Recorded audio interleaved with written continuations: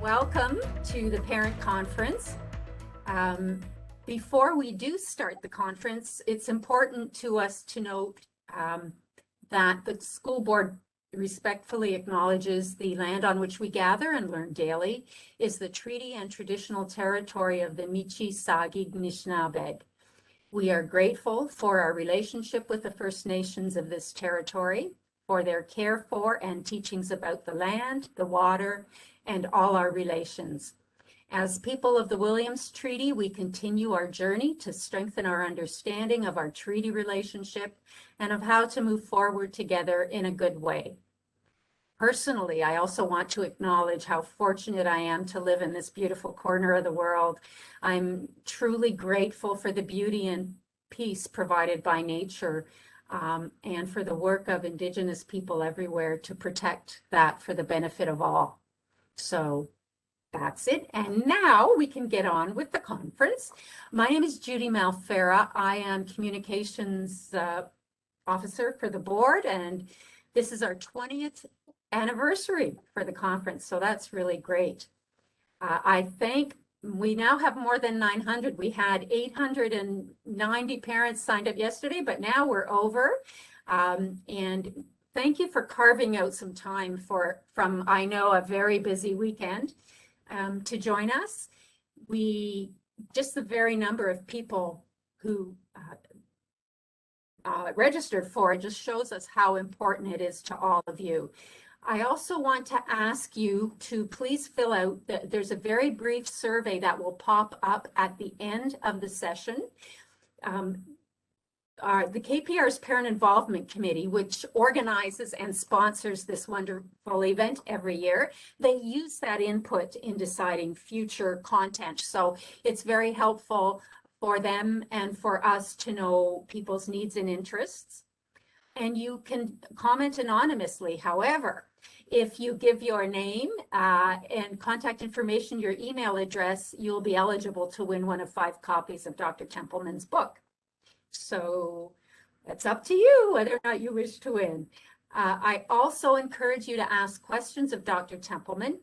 On the bottom right of your screen, you should see a little button that says Q&A.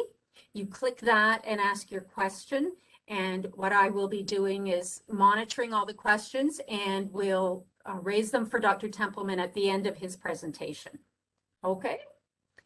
And first, I want to start with KPR's chairperson of the board, Diane Lloyd, and Director of Education, Rita Russo. They would like to offer you sincere welcome. And first, Diane. Good morning, everyone, and thank you for being here. What a special day it is for us, our 20th parent conference. It has truly been a pleasure to have been able to bring so many parents and community members together over the years. We have held this event in different schools across our district each year, and I have fond memories of the great conversations, learning, and laughter. I hope those of you who have been with us at past conferences shared those special remembrances as well. I would also like to begin by saying how appreciative we are excuse me, that you have all joined us on this fall morning for our second ever virtual parent conference. For reasons we all appreciate, we moved to this format last year. We were unsure of how it would be received. I'm pleased to share that we had amongst our greatest number of participants last year and have blown that number away this year, as Judy mentioned a moment ago, with over almost 900 registrants. That is amazing. And on behalf of the Board of Trustees and the Parent Involvement Committee, who organizes and supports this event, we thank you for sharing your time with us this morning. While our format may have changed, I'm confident we will enjoy our time together just the same. And while we may not be together in person, this event remains one of the most enjoyable moments of the year to share for both myself and my colleagues on the board. On behalf of the trustees of the board, I welcome and thank you. In these uncommon times of challenge for us all, now more than ever, we rely on the support of our parents as partners in education. Your involvement as parents makes a significant difference in the lives of our students, in our school environments, and in our education system. We all have busy lives, and personal time is at a premium, especially now. So it's really gratifying to have so many of you join us online today. I'm very much looking forward to our keynote speaker, Dr. David Templeman, and his address on supporting our children and ourselves as we move forward to better days. As more of our social and business venues become less restrictive after so many months of caution, I have to confess feeling a bit unsettled and questioning, and I'm sure our children feel the same way as we all adjust. I know Dr. Templeman is going to help us all get back to normal. As he says, we've got this. So in closing, I would say that while it's not quite the same, I'm excited for our morning together with all of you. And I thank you again for all you do to support your children in public education. And as a final word, some of you may know that our host today, Judy Malfera, is retiring this year after many years of service to the board. And this event in particular. I want to thank and acknowledge Judy on behalf of the board for all of her work in bringing us together each year. You will be greatly missed, Judy. Once again, thank you to everyone, and I hope you enjoy your morning. Thank you, Diane. Rita? Thank you, Judy, and thank you to our chair. Good morning, everyone.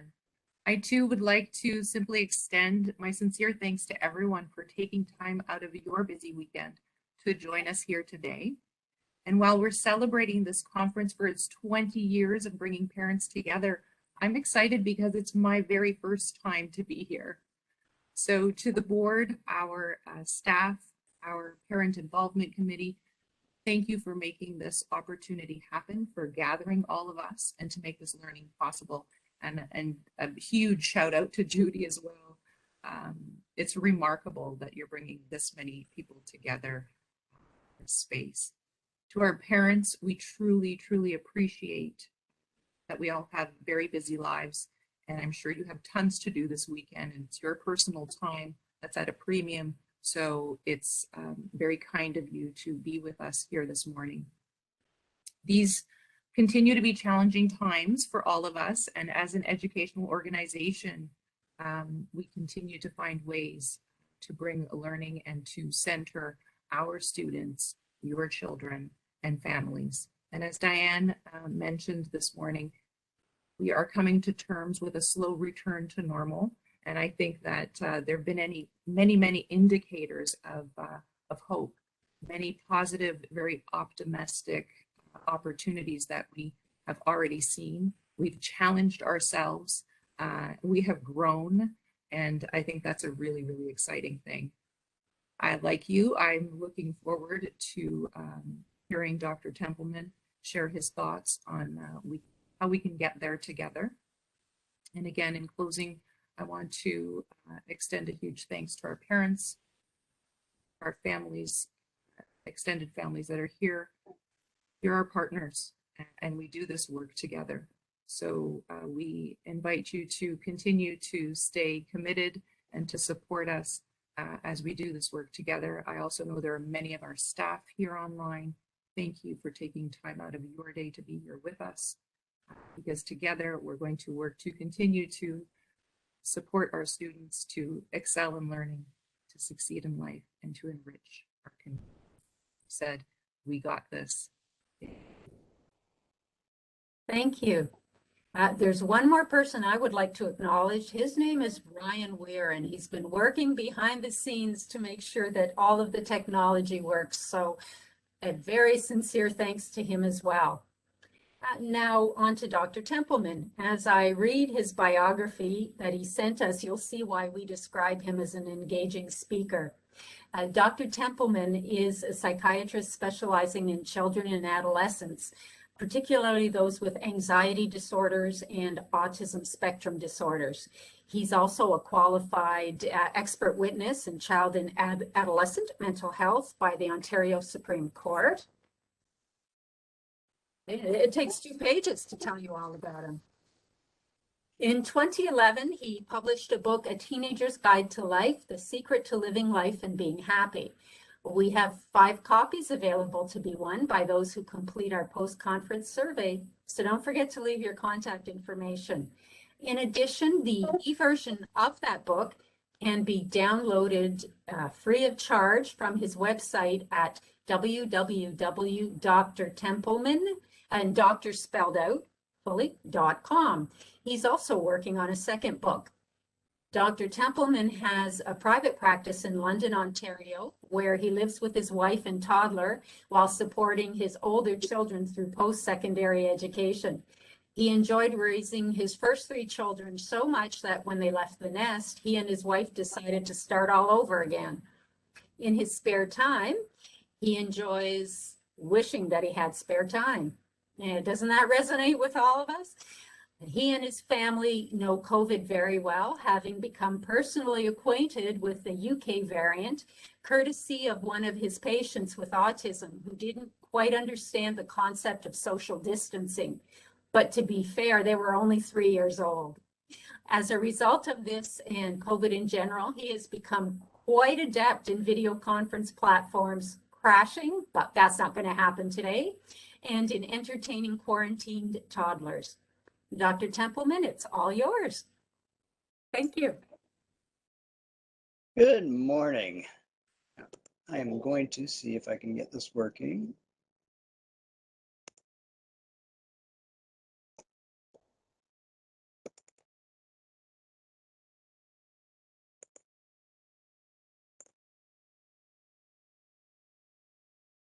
All right, hopefully you've got PowerPoint visible. I'm going to assume that everybody can do that now. It's there. It's there. Okay, perfect. So a couple of quick housekeeping items.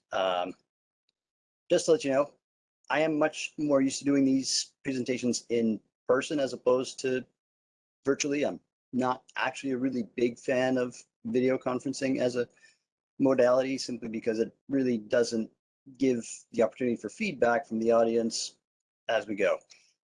You've probably also guessed that I tend to use humor in my presentations, and I'm sure you can imagine what it's like to say something that you know is supposed to be funny, only to be met with deafening silence, like right now. So what I've decided to do to make this a little bit easier is I've decided to insert my own laugh track so that it sounds much more naturalistic.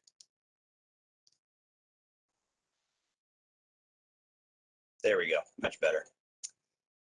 Now, my assumption is that I'm going to be speaking primarily to adults, because there will be some things that are said today that you may not want your children to hear. So if there are any kids, young people who are listening right now, stop listening to Dr. Templeman and go play Roblox. And by the way, that's about the only time you'll ever actually hear me say that. The rest of the time, the rule of always listen to me will still apply.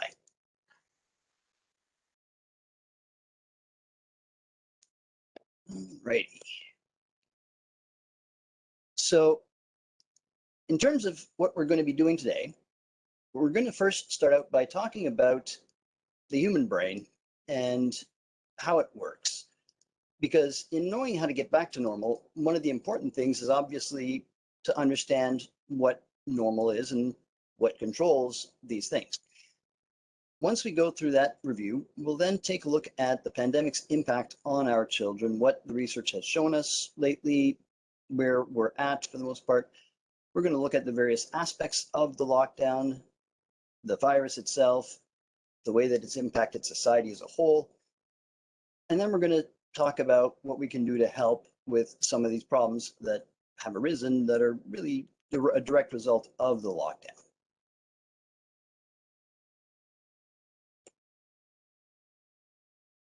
So in terms of the normal human brain, the things that make us do the things that we do can basically be summarized in 2 essentially motivating and controlling aspects of our brain.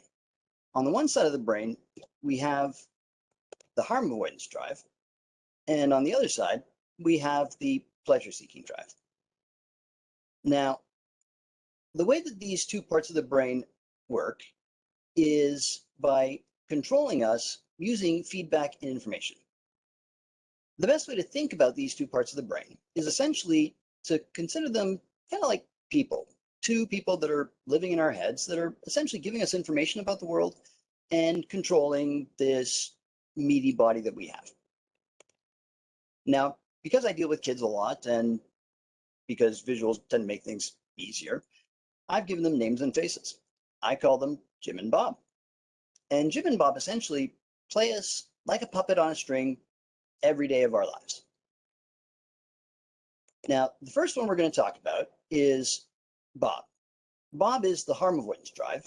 And the reason that he exists in our brain is it's his job essentially to keep us alive.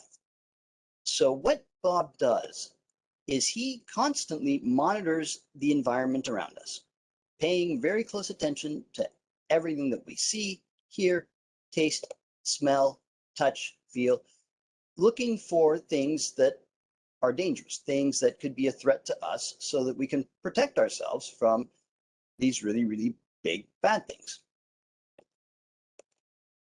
And what happens is when Bob realizes that there's something bad out there, he is going to take action. Now, how does Bob know what's bad? Well, to begin with, we're inherently born with and biologically wired to have certain things that we're all going to be afraid of the minute we're born. Big things, heights, dark, things like that. But the most important way that Bob identifies a danger to us is by learning. And essentially what that means is that as we go through life, when there is something that is negative that happens to us, what Bob does is he basically takes a snapshot of the previous few minutes leading up to that bad thing and pastes all that information, all that sensory data into this big list that he runs and manages, which is the list of things to watch out for and to avoid because they are going to be bad things. And because we are social creatures, Bob also does this with things that happen to other people that are important to us, that are part of our pack, our herd, people like our family members, our good friends. Bad things happen to them. Bob, again, pays attention, rewinds, and encodes. And because we're not just creatures, we also have the ability to learn intellectually. So even if we haven't personally experienced something bad, if we learn about something bad, if somebody tells us about something bad that can happen, Bob will pay attention to that, and his interpretation of whatever it is that we're taught will then get encoded into this list. And so Bob is constantly monitoring this big list of dangerous things that he needs to worry about to keep us alive as we go. And what happens then is that once Bob sees one of these bad things as he's walking around, if he sees something that he recognizes as dangerous, Bob is going to take over control of our body, and he is going to make us do whatever it takes to make sure that we survive, to get us away from that danger and to protect us as we go.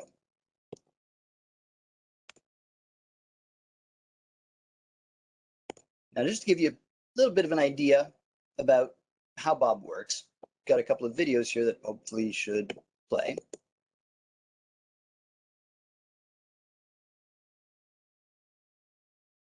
So what you're seeing right there is basically Bob in action.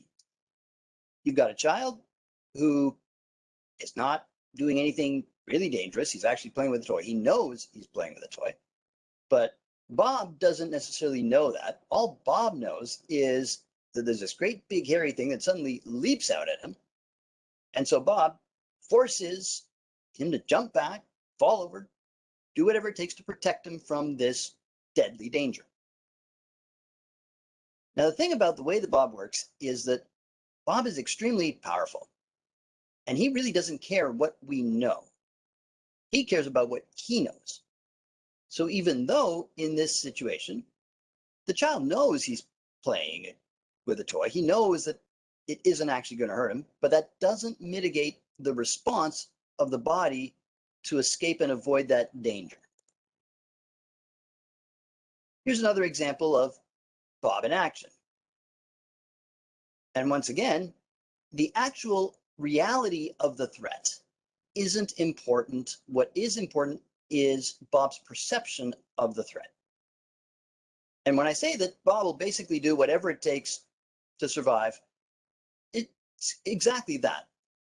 In this short clip, pay attention to girl number 2 in that line and what she does as she tries to escape this deadly, dangerous beast. I'm sure you guys have caught it now. She basically is grabbing her friend and throwing her friend at the animal so that it can feast on her while she escapes.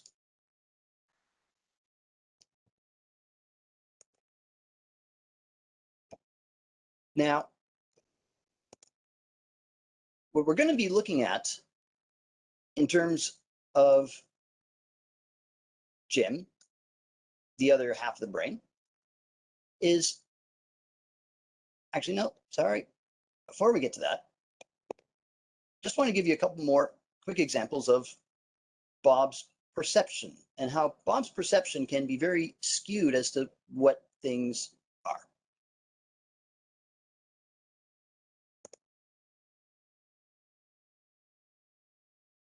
When basically anything happens that is negative, Bob is going to react more strongly to it than he should. The degree to which he reacts more strongly to it is essentially concomitant with how intensely reactive that part of the brain is.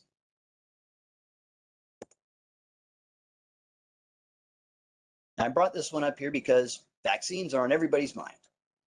And we all know how much kids love needles.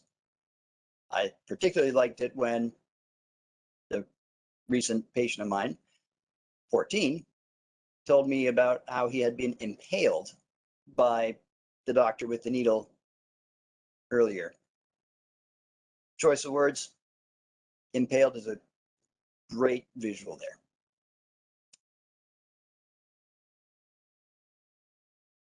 If visuals don't do it for you, here's another example of essentially what Bob does. Bob takes little problems and turns them into really big, bad problems. So in this particular example, Bob's concern of losing your pen really means that it is the end of the world as far as he's concerned, and life could very well be over because of this small thing. So now we're going to talk about Jim, the other side of the brain, the pleasure-seeking drive. Now, the reason that Jim exists in our brain is it's his job to make sure that we survive, but not by avoiding danger. His job is to make sure we survive by going and getting the stuff that we want and like and that we need for our survival. Things like food, water, warmth, friends, partners, clothes, the latest iPhone, video games, Roblox, President's Choice Decadent Chocolate Chip Cookies, definitely up there. And sports, really pretty much anything. That one wasn't supposed to happen there. Anything that we enjoy, because Jim really doesn't care about what it is that he's getting. He cares about dopamine. In our brains, dopamine is essentially the neurochemical that represents I like this. And whatever elevates dopamine levels in our brain is going to be interpreted by our brain or Jim as something that is critical for our survival and that we need. Because if we don't get it, essentially we're depriving ourselves of food, the basic necessities of life, and well, that'll pretty much kill us. So Jim is always going to make sure that we go and do whatever we have to do to get the stuff that we want and like and need for our survival.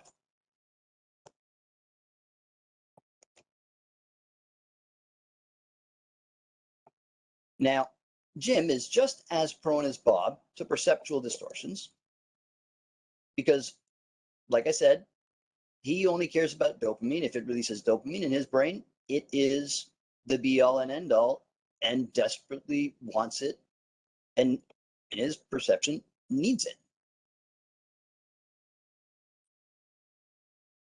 Now, there's a couple of things that are important to understand about Jim, the way that Jim works. Jim is all about going and getting that good thing. He really doesn't care about what he already has. His job is to go get that good thing. He is all about the chase.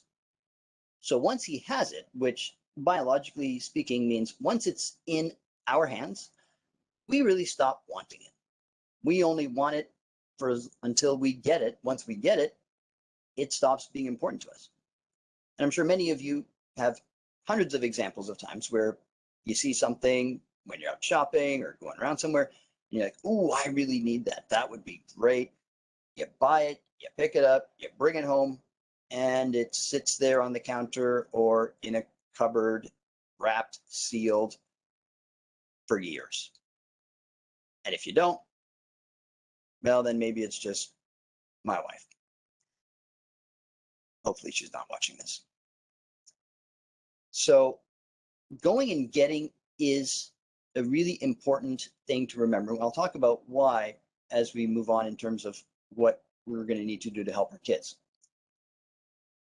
Other factors that are important to understand about Jim is that he is going to pay attention, much like Bob, to what he understands, which is what he sees, hears, tastes, smells, touches, feels. He is about right here, right now, what is in front of me. He is not about the long run. If it is more than a day or two away, Jim just doesn't care because, let's face it, if you don't eat in a couple of days, you're going to be suffering really badly. So right here, right now, far more important than down the road. The further away it is, the less valuable it is to him and the less dopaminergic release we see in terms of how the brain reacts to rewards. The longer the delay in the reward, the less activation of this part of the brain. Jim also only ever focuses on one thing at a time. He will go and get what he needs at that time and is very single-minded and intense on getting it.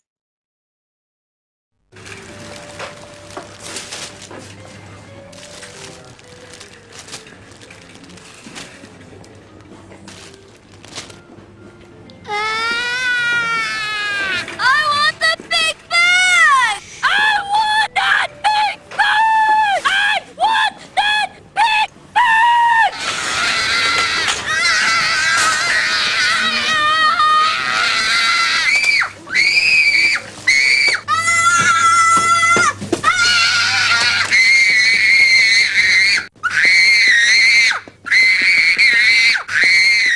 So that was basically an example of Jim in action, doing whatever it takes to get what he wants. And you could see from that child's face, to him, this was really, really important. More important than just about anything. And likely he knew that if he didn't get it, well, there wasn't much chance of that because everybody was staring at Dad, and Dad's having to deal with this. Either Dad's going to leave or Dad's going to get it for him, one of the two. And that's the thing about kids, is they're very good at knowing how to get the things that they want because of these hardwired mechanisms that make it so. Now, Jim isn't just the guy that's in charge of anger. He's also in charge of other aspects. For example, sadness. When Jim wants something and it disappears right before his eyes, you get sadness, that sense of loss. This is different than when it's somebody or something that gets in between Jim and what he wants. That's where anger becomes the response. But when it's not somebody or something that they can target and use that anger against in order to try to break down the door and get to what they want, but their perception is that it's just not happening ever, you get very sad. So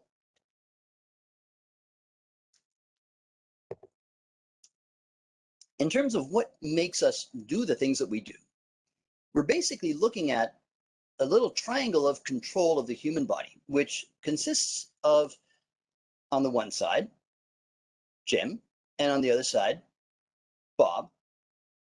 And if you are under the age of 12 or 13, pre-puberty, it isn't actually a triangle, it's a teeter-totter. What you do, how you react to things. So for most of our kids, this is the situation. The things that they do are going to depend entirely on the relative volumes of Jim versus Bob in their brains. Which is more important to them? Do they see things that they like, and are they doing things to go get the things that they want, or are they avoiding things that they are scared of and doing things to basically keep themselves safe, or are they somewhere having a nice healthy balance of both? Once you become a teenager and you start to mature, you do end up developing a third party here, which is that other piece of the triangle, because you start developing this override switch, this part of the brain that essentially we refer to as willpower or self-control, that ability to make ourselves do something that we don't really want to do and to force ourselves into situations that we know we really don't want to do because we're scared, or to stop ourselves from going after something that we know we really want and like because it's not healthy for us or it's not good for us. But that part of the brain, that self-control ability, is something that only starts to develop in the teen years and doesn't get to be a really big player in our lives until adulthood.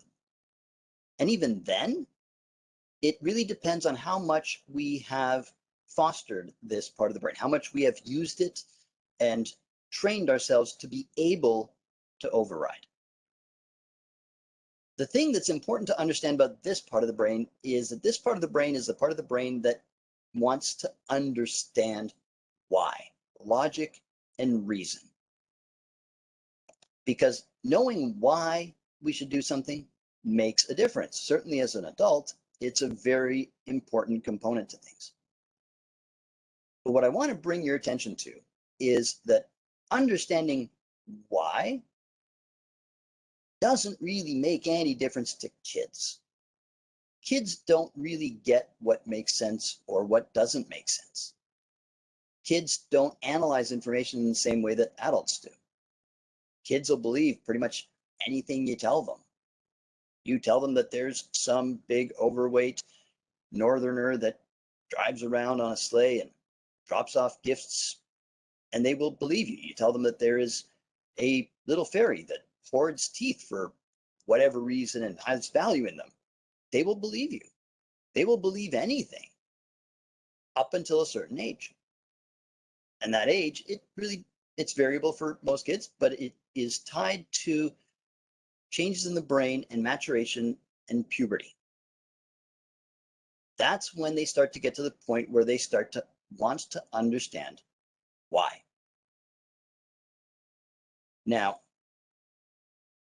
I'm sure that many of you out there, when you're dealing with your kids every Christmas, make a really big show of going and changing the wrapping paper and using different handwriting for things that come from Santa versus you, because that's important to maintain these illusions.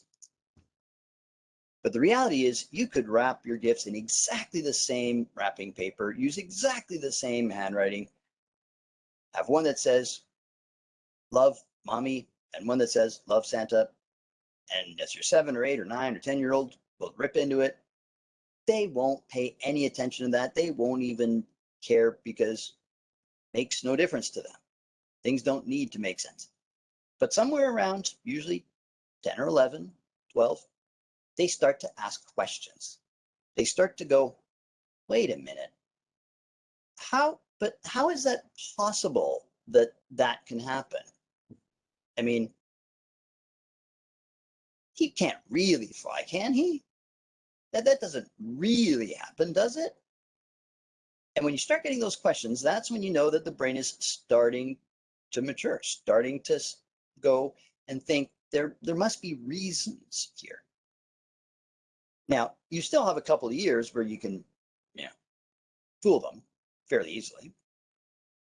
I had this 11-year-old in my office, and I asked him if, he'd sent his note or his Christmas list to Santa, and he looked at me, he goes, "Santa's not real." I said, "Well, why'd you say that?" He said, "Because reindeers can't fly." I said, "Reindeers can't fly? How do you know that?" He goes, "They don't have wings. And you need wings to be able to fly." So I looked at him, I went, "You know what? That is very insightful. But you didn't take into account anti-gravity booties. All of those guys have anti-gravity booties that Santa has installed." And he looked at me and said, "Oh, I guess I better get that list in soon then. Thank you." Now, if I'd tried that when he was a little bit older, 14, 15, it would not have worked. He just sat there and went, "Really? I don't think so." But as a kid, Jim and Bob don't care if what they believe makes sense. They just care about what they experience and what they know. And so in early adolescence, our lives are still very heavily dominated by Jim and Bob, with mini you starting to make some inroads in terms of his ability to get things done, to have some control over the things that we do. Now, I'm sure, as all of you know, we don't actually have two little people sitting in our brains running our bodies like a control panel, just like in Inside Out. Although that is very, very close to reality, other than the anthropomorphization of those characters, those feelings. Because the way that Jim and Bob work in our lives, the way that we recognize them, is through thoughts and feelings. When Jim and Bob are telling us something, when they are giving us information about things that we should go get because we like them, or telling us stuff about things that we should avoid and watch out for because it's dangerous, those thoughts that just pop into our head, that's Jim and Bob. Those aren't things that we wanted to think about. It just happened. And it's been happening to us our entire lives. Now, if we don't pay attention to those thoughts and listen to them and do what we need to do, and Jim or Bob have to take control of the body, that's essentially the equivalent of our feelings or our emotions. When they start making us do these things for various reasons, to show and to activate and to get and to avoid, those are the things that we call our thoughts and our feelings. Now, one thing that is very important to understand about children, in terms of Jim and Bob, is their temperament. Temperament is essentially that baseline activation level of these two neural networks in our brain. How active are they right from the get-go? Now, for some kids, Bob is really, really, really active. Even as an infant, toddler, child, they've always been really easy to get scared of things, really avoidant of things, always worried about something bad that might happen, that could happen, always looking for safety wherever they go. And that's because biologically, that neural network is really active. Then you've got the flip side, where you've got the kids where they're not afraid. They're not afraid of anything. They're going to go and do whatever they want to do, whenever they want to do it. They really come into the world believing that everything should be theirs, and they're going to do whatever it takes to get whatever they want. And they're always just thinking about, what do I want? What do I want? What do I want? Danger, danger, blah, blah, blah. I've got a nephew who is very much this temperament of a child, recognized it basically at the age of 1 when he started to walk and decided that he wanted to try and climb up everything. Drove my poor sister crazy. He's now 16. When COVID hit and everybody was sitting there in the lockdown and worried, he basically told my sister, so what if I die? Whatever. It's not a big deal. She said, it's not a big deal if you die. He goes, Mom, you only live once. You just got to go out and live life. You can't just not have fun just because, something might happen. And that's essentially been his modus operandi since the day he was born. He's been like that. Now, those are the two extremes. And in between those two extremes, you're going to have kids that are more of a balance. And where we all fit in these temperamental variables, the activation levels, how easy it is to activate either Jim or Bob, who pretty much lives in that control seat most of the time, is biologically driven. It's biologically determined. Our temperaments are going to be some version of our parents' temperaments because that's the way our brains evolve. DNA controls what our bodies are like. It controls what our brains look like, what our hair looks like, what our hands look like, what our face looks like. And if this particular neural network in our parents was really active and really well developed, we end up having really well developed networks as well. So Jim and Bob are very heritable, very genetically linked. All right, so now we're going to talk about the pandemic's impact on our kids.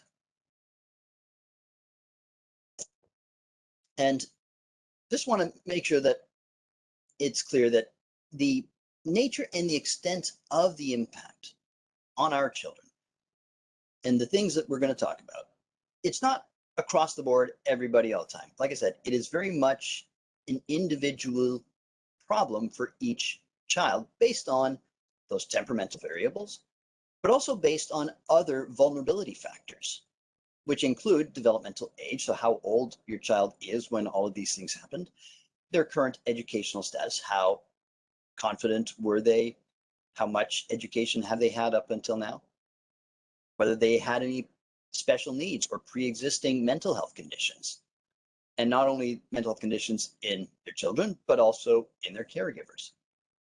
One of the other big factors that has been, that affects how much impact it is their income level. Being economically underprivileged has been a bigger problem in terms of mental health and how the pandemic has impacted them compared to the upper middle class.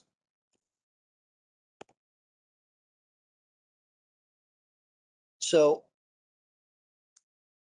the virus, COVID-19, what is it?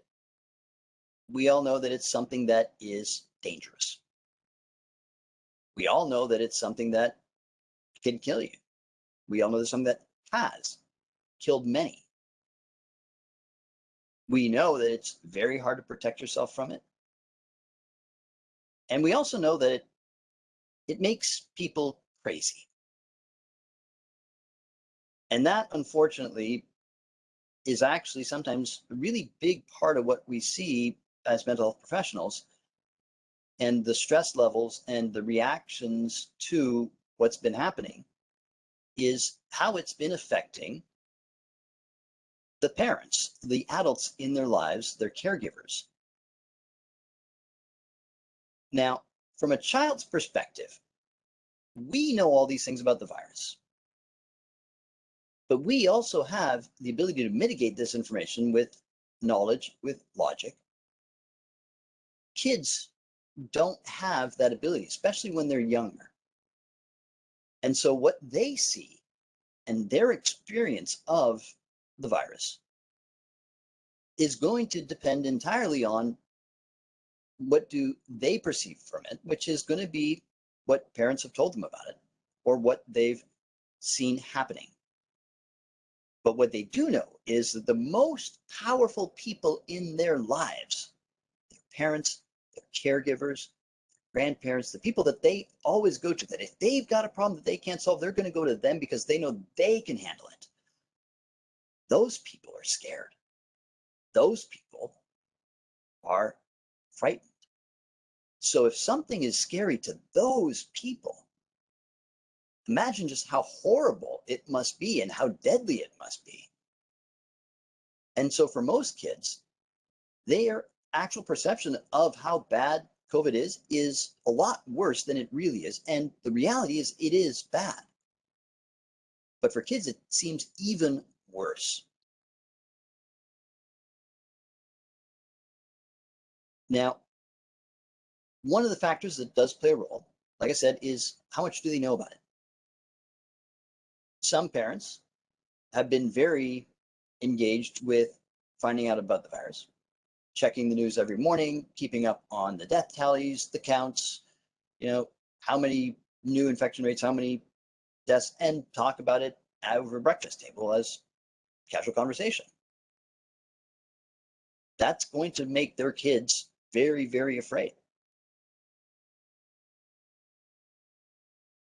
Some kids have actually had to lose parents, grandparents to this.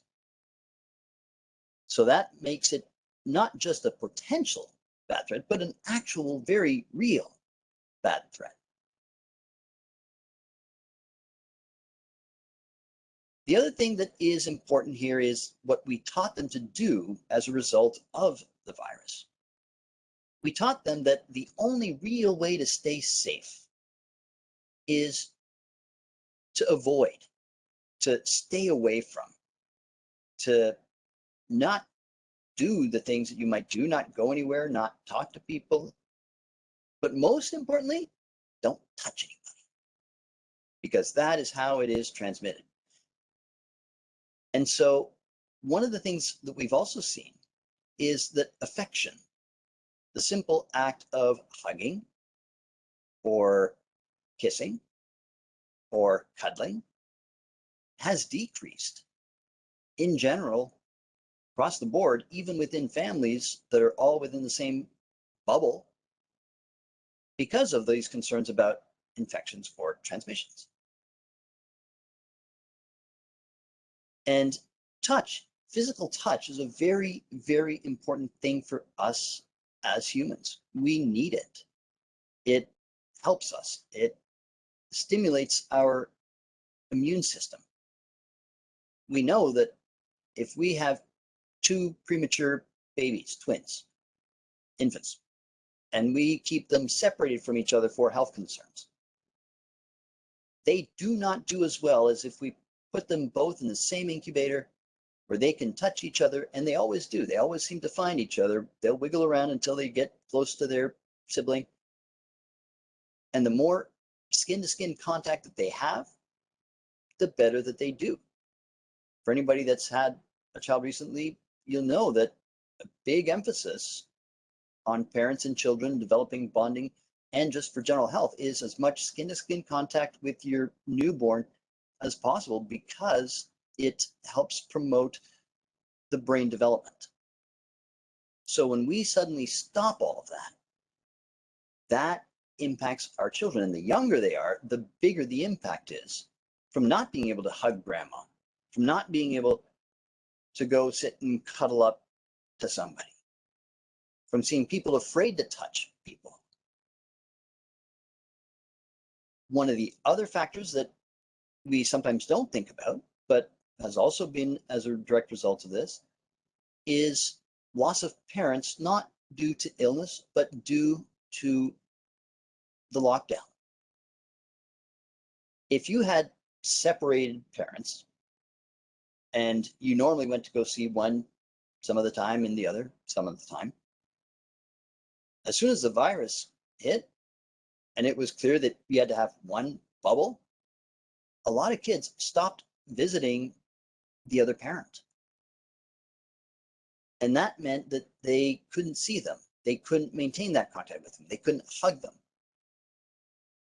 And that puts a lot of stress on a child when suddenly there's an external factor that has removed a parent from them.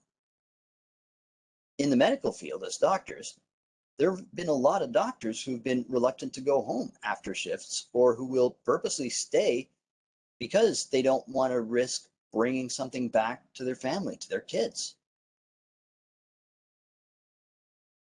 So it is something that is very, very real, but even more so for kids compared to adults. And in terms of the impact, like I said, if you were perfectly fine going into this, things are different now.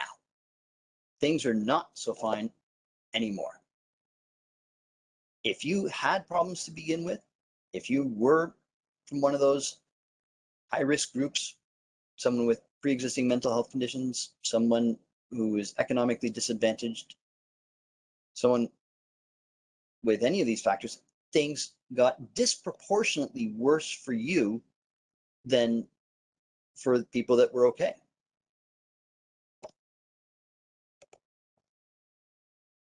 So aside from the virus, we had society's reaction to the virus, which is the lockdown.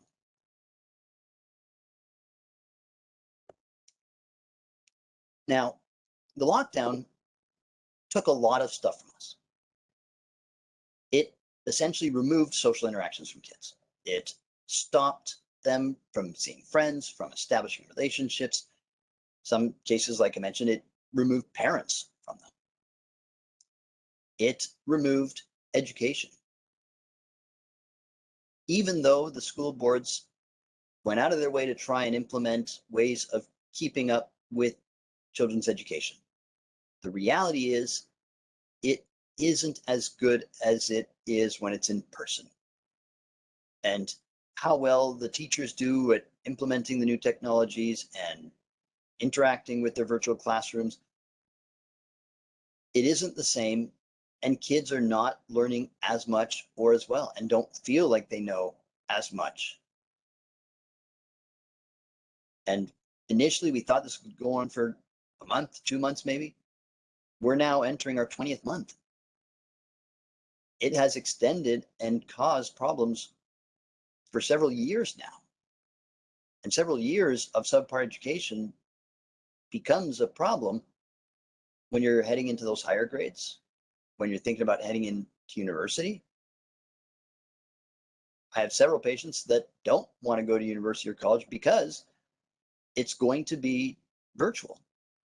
And they don't see the point even trying to learn in that modality. They've been doing it for the last 1.5 to 2 years, and they know that they don't learn, so they want to postpone until life is back to normal. The lockdown took away children's sense of safety and security. It took it away not just from kids, but from all of us in many ways. It took away other very important factors for mental health: extracurricular activities, sports involvement, outdoor time, just general physical activity. People have been gaining weight. People have been getting deconditioned because they're stuck at home. They can't go and do things. For the older teenagers, one of the things that they really feel is that loss of freedom and independence that they used to have. They used to be able to go and do stuff. They used to be able to go to a friend's house if they wanted to, or hop in a car and go see their girlfriend. And suddenly they couldn't. And I'm sure that any of you who have teenagers know full well that them being able to be in control of their lives is really, really, really important to a teenager. Developmentally, it's a really important step that their brain tells them you need to develop this. So to have it ripped away as well had a really big impact. That impact, just even here locally in Ontario, there's been a tremendous amount of anxiety, depression. It's become the new normal. The Sick Kids Hospital in Toronto recently did a study that had collected data over the last 2 years from some, I think, 2,500 children and teenagers in order to gauge the impact of what they thought initially was only going to be a lockdown that lasted a couple of months, but has ended up dragging on. And 70% of kids 12 and up have significant symptoms of depression and anxiety.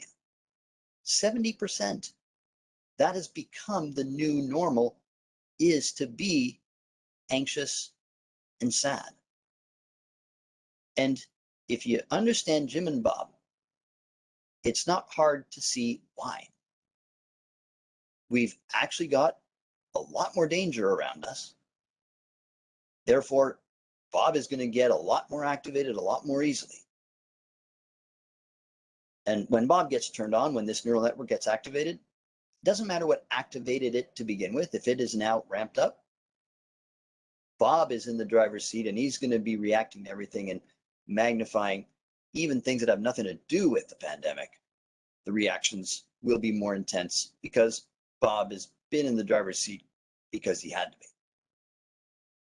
And Jim's perspective, Jim's always wanting to go get what he wants. Suddenly, can't do that. Suddenly, friends don't exist anymore. Hang out with your girlfriend doesn't exist anymore.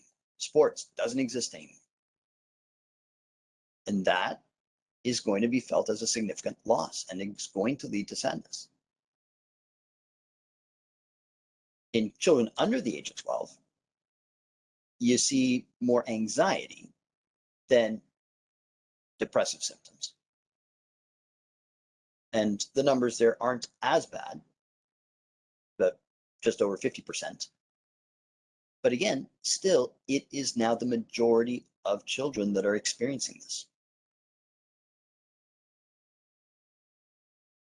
Now, in terms of those pre-existing kids, the kids that were already at risk, a very important thing that the lockdown did that took away from us was their supports. So kids that already had special needs, that needed that extra time, that needed those support groups, that needed their therapists, that needed the in-home interventions, the kids whose parents needed the respite care, needed the therapists, needed their kids to see the doctors. When the lockdown hit and that disappeared, these kids were now put entirely in control of the parents. And some of these kids can be very, very challenging, especially if you happen to be a single parent and you also happen to still need to work at home while at the same time now trying to take care of a high needs child. That is going to be a problem.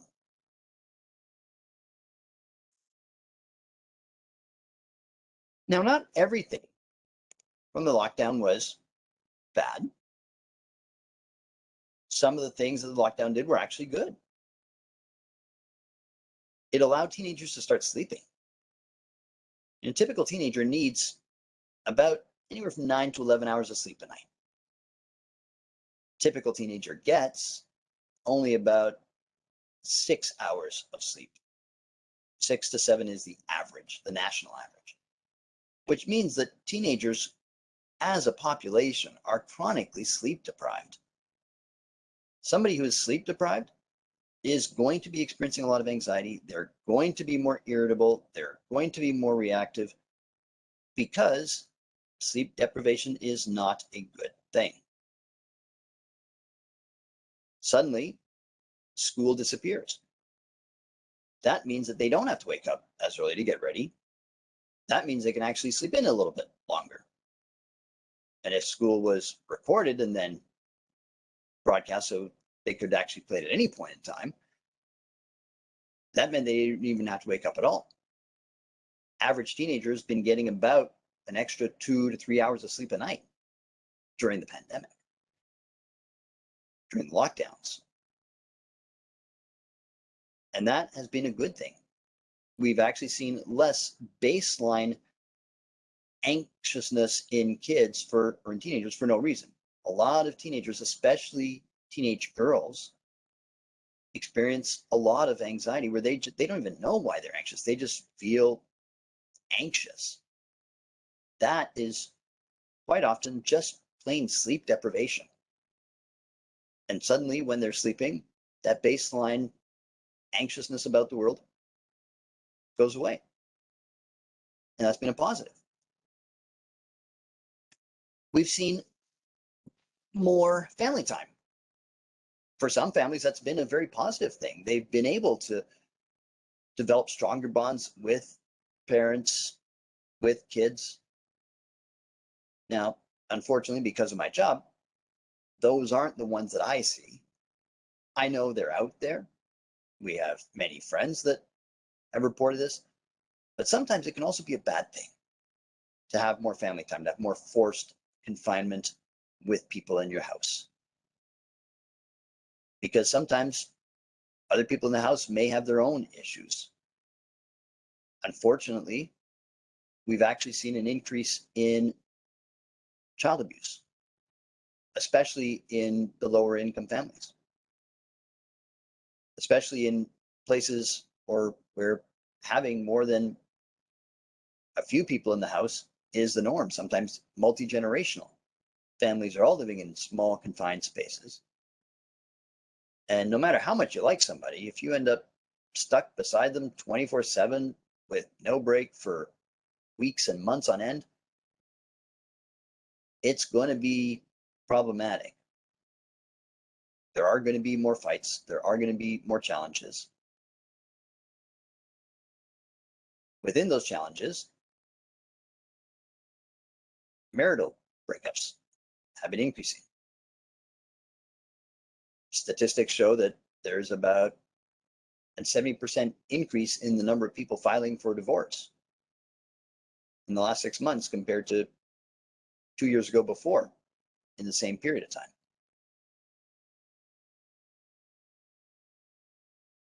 Now, if you're a teenage girl, then one of the things that you've likely been dealing with is social anxiety. Social anxiety, fear of being around people, is quite common. Upwards of about 38% of teenage girls in various high school samples, with boys being affected about 25% of the time. They don't like having to go to school. It scares them. And so for these kids, when the lockdown came and they now had to stay home, they loved it. It was great. They were thinking, why can't this be like this all the time? I don't actually have to be around people. I don't have to feel anxious all the time. And for some kids, it really benefited them. They weren't worried all the time about the social stuff, so they could actually learn and focus better.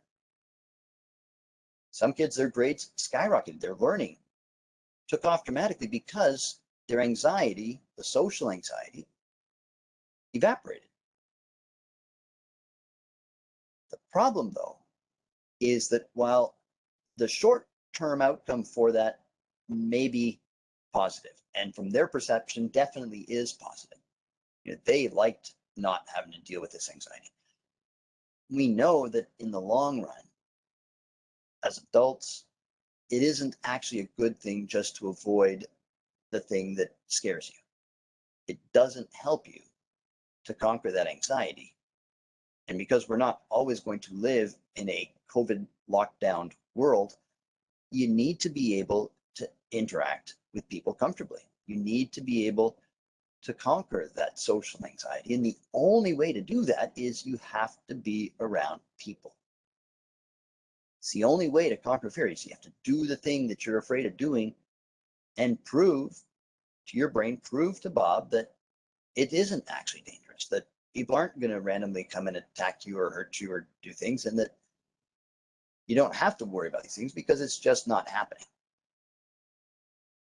But that's a message and a lesson that Bob can only learn through experience. Bob can't learn this message just because people tell him that, because people have been telling them that for years.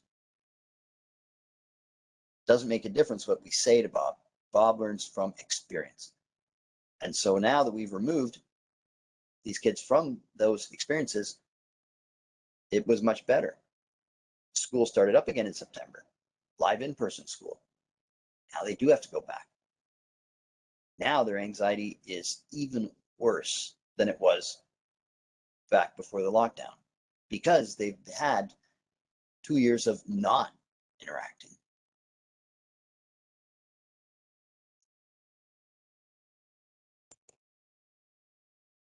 Other things that the lockdown gave to kids, screen time, whole lot of screen time.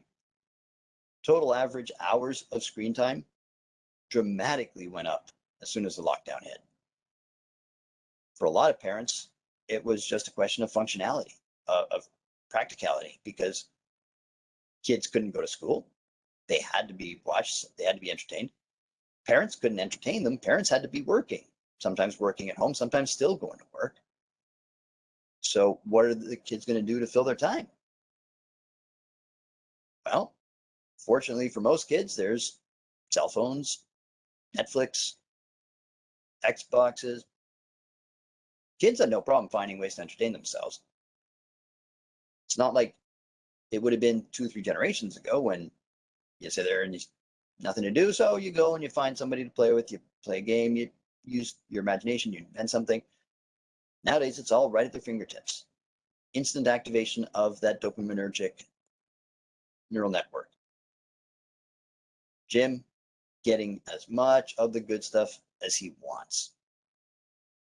Now we know for a fact, because this is something that is a generational problem, that more screen time, the number of hours that kids spend on screens, which includes TV, Netflix, social media, video games, it is not good. We know that the number of hours go up, so does their irritability, so does their hyperactivity, so does their inattentiveness, so does their mood develop more symptoms of depression and anxiety and family conflict. Matter of fact, in the upcoming Diagnostic and Statistical Manual, there is likely going to be an explicit category for electronic addiction, much like a gambling addiction. It's a behavioral addiction because the behavior activates so much dopaminergic release that is not natural. So your brain gets this big rush of dopamine, which it goes, wow, I like that. I need more of that. And I'm going to do whatever I need to do to get it. And if what you're willing to do to get it starts to outweigh the actual benefit of the dopamine, or of what would be considered appropriate or normal, that's what we refer to as an addiction. And there are a lot of teenagers out there right now that are badly addicted to their electronics, that can't even contemplate the idea of not having their phone with them constantly, that sleep with it in their hand because they don't want to risk anybody touching it or taking it or moving it. And sometimes we're the ones that did that because we told them, you got to find something to do. You know, I've got to work, watch a show, go entertain yourself, go keep yourself busy. And that's something that we do need to fix and address, and we'll talk about that shortly. We already talked about how it's been giving people more symptoms of anxiety, depression. The other thing that it sometimes gives kids is guilt. Because in many homes, children are now the only ones that are unvaccinated. And the public health message coming from everybody is that if you are not vaccinated, you are putting other people at risk. You are potentially killing somebody. And kids take this message to heart. They don't understand the context of how that should be taken and how that's not really what we mean exactly. Yes, sort of, but yeah, we don't want you to feel guilty about it. But at the same time, if you have a cough and you need to stay away, just because.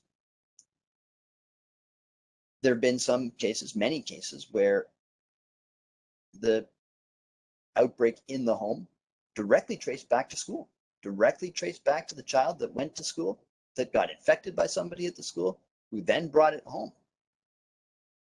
And if because of that, their parents now have to be quarantined, or heaven forbid, somebody passes away because of it, kids take that on them. They're like, this is my fault that this happened. And we try to tell them, no, it's not. But that doesn't mean they're going to listen to us. That doesn't mean that Bob isn't going to still freak out, because for Bob, personal safety and survival isn't just me, it's also my parents. It's also my family. And so I need to watch out for dangers to them. And if I'm the danger to them, that's not good.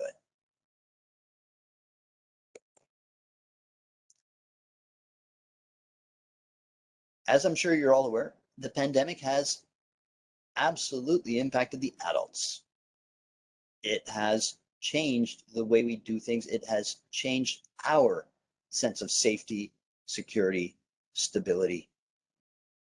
A lot of parents out there are extremely stressed because of the risk of the virus. I've got one brother that refuses to talk to any family members because if they don't have an N95 mask on them that has been double masked and are gowned in full, detox decontamination gear, he's not letting you anywhere near his house. It has affected our sense of safety in terms of jobs. If I have to quarantine, what's happening when I'm a contract worker and I can't make ends meet now? What happens when I can't go see my therapist who helps me manage things? What happens when I actually can't get respite for my aggressive autistic child? And as a result, things haven't been good for adults. But those adults, when they are adults in a family with kids, the impact that it has on adults is always going to be amplified and magnified in terms of the impact that it has on their kids. Caregiver mental health directly impacts the child's mental health. And vice versa, because then when that child's mental health deteriorates, that then worsens the situation for the parents. And so sometimes you have this cycle where it feeds off itself. And because mom is really stressed about this, or dad is really worried about this, the child gets really nervous and scared and starts to have behavioral problems, or doesn't want to sleep alone, and therefore ends up in parents' bed, which means parents are now stressed and sleep deprived, which means now that their stress level goes up even more, and the kids see their stress level going up even more. So now they're even more stressed because parents are more stressed, which then makes the parents more stressed. And it can very quickly feed into itself and turn into an absolute disaster in some homes.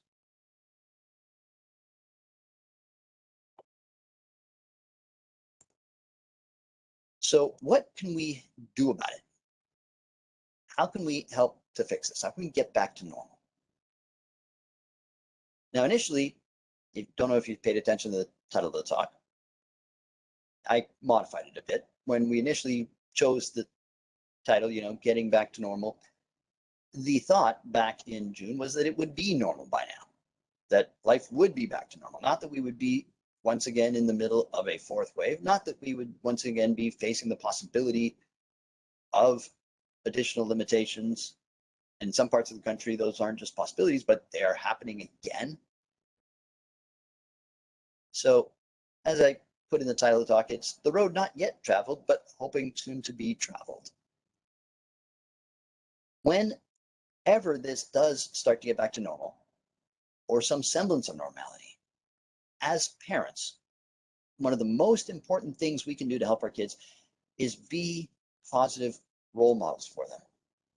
We need to show them that we aren't scared, that we aren't anxious, that we are doing okay. And if we need to seek out our own supports to do that, then we need to do that. We need to make sure that we are functioning well, because that is going to directly ensure that they are functioning well. There are some parents, especially those with a lot of anxiety, that feel that I can't worry about my own mental health. I need to worry more about my kids' mental health. You can't actually separate them, especially as children get younger and younger. Your mental health as a parent is going to reflect your child's mental health, and vice versa. You need to practice what you are preaching in terms of regular life, in terms of getting back to normal with limits. Now that school is back in, now that kids have to be having a regular schedule, waking up in the mornings, parents are starting to try to clamp down on that screen time. And it is challenging. And teenagers are pushing back because they're not wanting to let go of their screens. And by the way, screen time didn't just go up for kids and teenagers, it went up for everybody. Adults started using screens a lot more. And adults are not immune to that whole dopaminergic pathway. So a lot of adults have gotten addicted to their screens, addicted to their social media, to the binge shows that they want to watch. And that takes them away from parenting activities. It was kind of funny in here the other day because I had a teenage girl and her mom. And mom had been sitting there on her phone because I was talking to the teenager. And suddenly the teenager's phone buzzes, so immediately she picks it up and checks her message. And mom just looks at her and she goes, "That is rude. Get off your phone." While continuing to type and text on hers. Even when I'd ask mom questions, mom would still be checking her phone quite regularly. Teenagers are acutely aware of what parents are doing. They know if what you're saying is not the same thing as what you're doing, thing called hypocrisy, and they will call you out on it. So be the role model of limiting things, getting things back to the way that they are. As you do this, how do you do this? Well, use positive parenting strategies as much as possible. Positive parenting strategies essentially means motivate with rewards rather than consequences. Get Jim activated, because if you can turn Jim on, if you can get Jim into the driver's seat, that's going to kick Bob out of the driver's seat. So only one of them can be in charge at a time. So if you've got a child that is experiencing a lot of anxiety, worry, use positive parenting strategies to motivate. Use rewards to convince them to start going out and socializing. Use rewards to convince them to stop gaming as much, to stop doing other things. Because while Jim is, at the end of the day, more powerful than Bob, even though Bob may be faster at activating than Jim, Jim will always beat Bob in the long run. And if you want to tackle a problem associated with Jim, you need Jim to fight Jim. You need something that they like to fight, what they like, without it being a fight. Focus on healthy, positive communication. Talk about their feelings with them. Open the dialogue. Start the conversations with them about how they feel, how things are now that they're back in school. Are they worrying about things? How have they been doing in terms of their mental health? When parents are worriers themselves, the older the child is, the more they know that you're a worrier. And if you're a worrier, chances are pretty good that they're a worrier. And if they're a worrier, they don't want to worry you with their worries. So they may not talk to you because they don't want to worry you or stress you out. But if you come to them and you tell them, we should talk about this. I'm okay with talking about this. That will open the door for them to be able to have these conversations.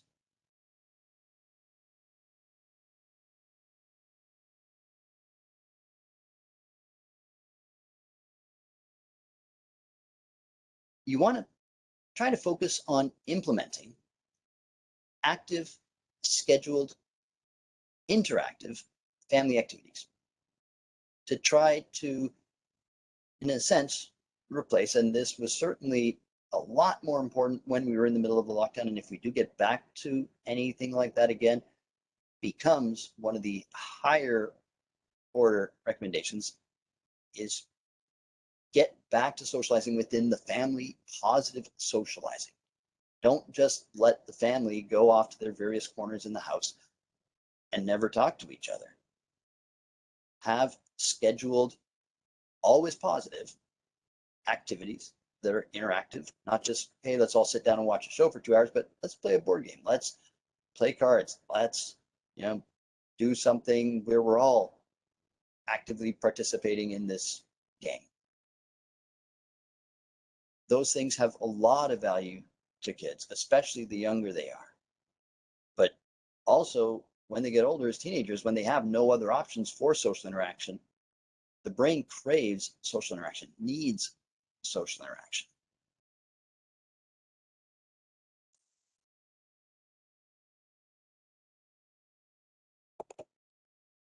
Actively promote and facilitate social re-engagement as restrictions are lifted. When I say promote, what I really mean is enforce, but in a positive way. Make it so that they want to do these things because it's going to get them something that they want and like. You do definitely want to focus on the social re-engagement, and you want to facilitate that. You want to try to schedule things for them if they are young to get them back into play dates with friends because those are of such value to them. And go out of your way to make sure that they've got rides, to make sure that you're talking to parents. Don't just leave it up to the kids, but really push to get them back with friends, have friends over, invite people, have a party for the sake of, it's a yay, no lockdown for 2 months party. Doesn't matter. Actively promote, facilitate that social re-engagement. Limit screen time. If you can't limit the screen time, socialize the screen time.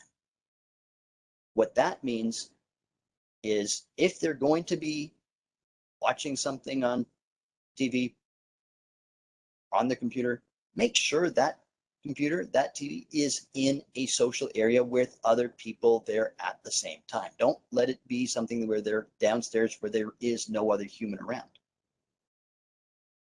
So that, yeah, you're on your phone, but you're going to be on your phone up here on the couch beside me so that I can reach over, talk to you, look at you, do something with you. You can see me. There can be still some modicum of social interaction, even if you are otherwise engaged on screens. Energize screen time. Lack of physical activity has been a big problem. Lack of extracurriculars has been a big problem.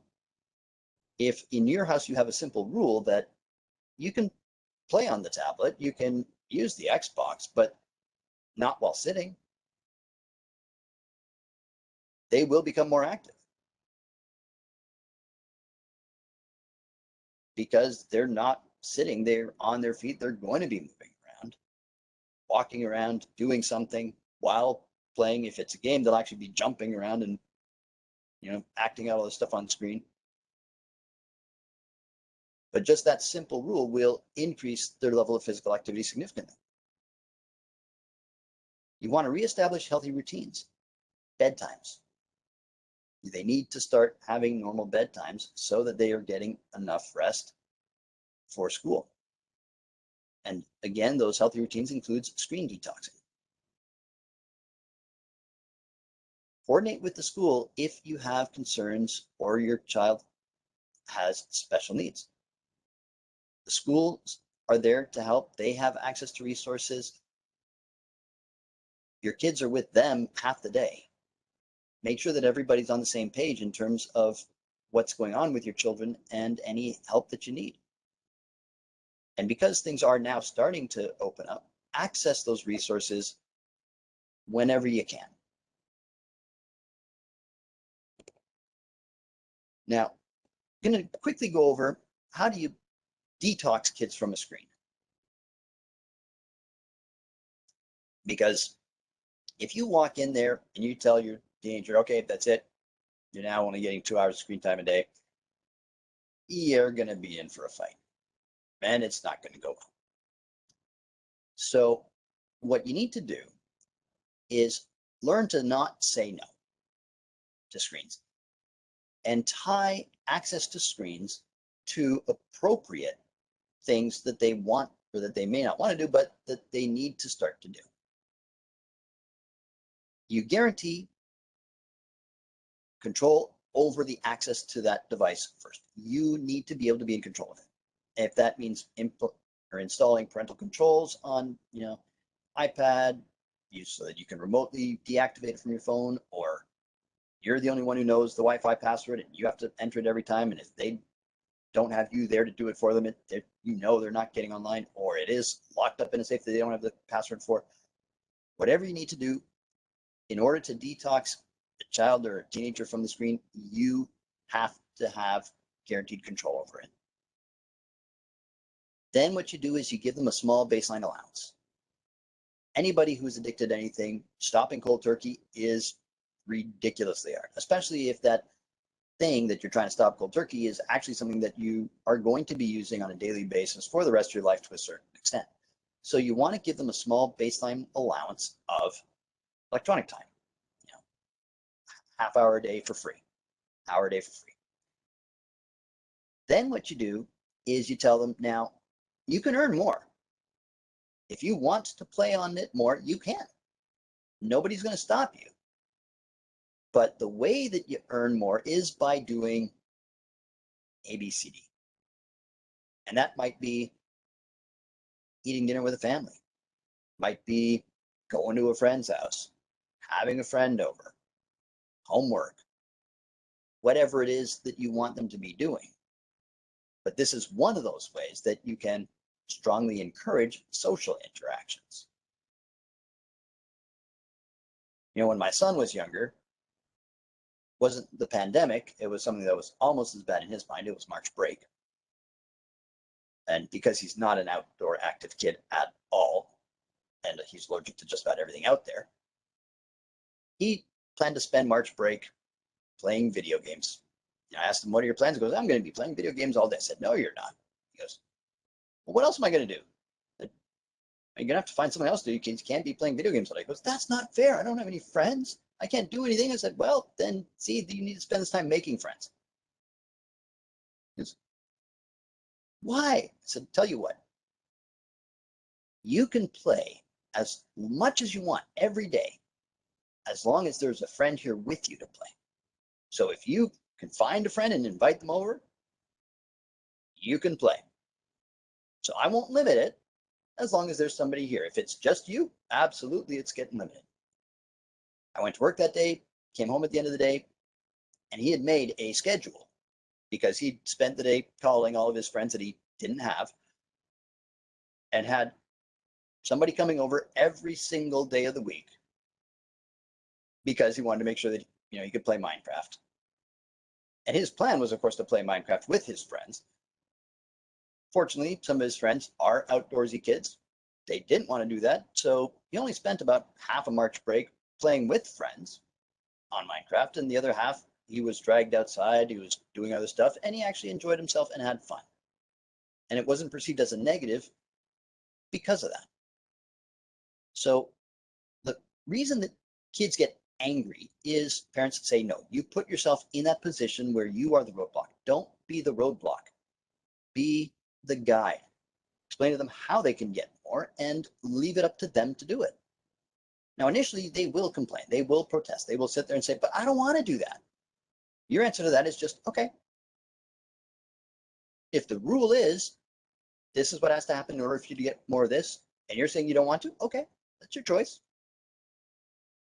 Now, if you have control over it, they're not going to be able to get it any other way.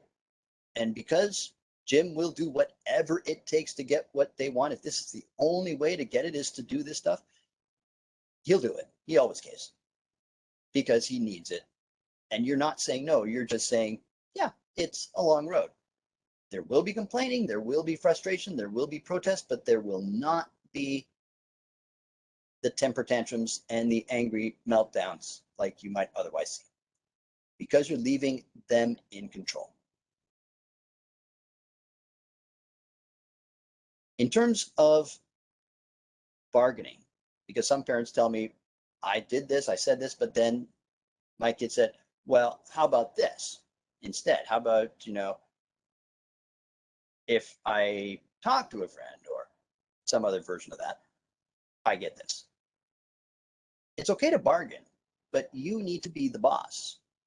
You need to be okay with whatever pay schedule they're suggesting, just like if it was a salary that you're bargaining with a potential employee. If they're sitting there saying, I want to have 4 hours of free time and I want to be paid an extra hour of video games for cleaning my dishes or one dish, definitely not worth it. Then it's like, no, because remember, you already have control. You are under no obligation to free it up. If they want more, they can get it. You're not stopping them. They're going to try to get as much as they can for as little work as possible. But if at the end of the day you are stuck, then away you go. One of the things you may need to do is limit competing rewards. Sometimes parents will restrict the iPad, will restrict the Xbox, but not restrict the cell phone. Or will restrict one electronic device, but leave the TV on. You need to make sure that all of the things that they might substitute the one thing with for the other are also not in control, that they can't get those either. And by the way, these are basic principles for detoxing from any substance anywhere. Is you can't have access to weed in a detox center if you're trying to detox from cocaine, because you're just going to substitute. You have to have none. And they give you access to other fun stuff because you need some sort of replacement dopamine.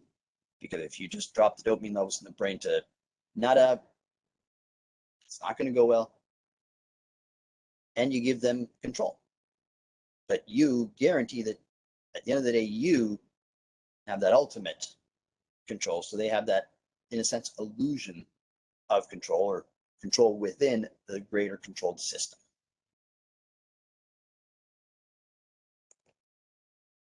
Now, in terms of sleep and re-regulating that, sleep hygiene is usually a very important part of children's sleep-wake cycles.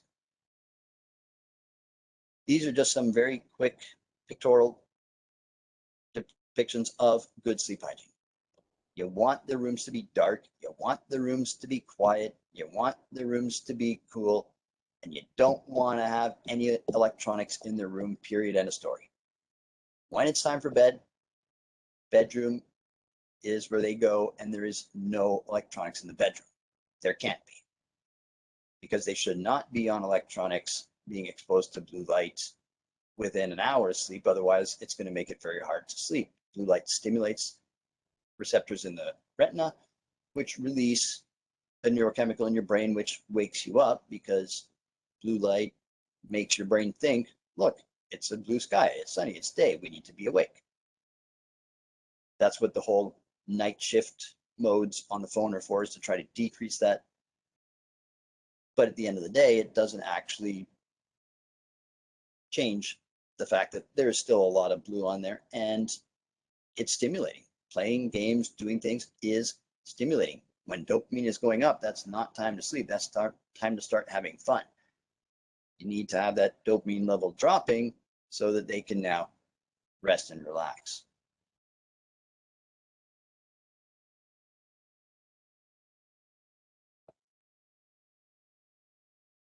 All right.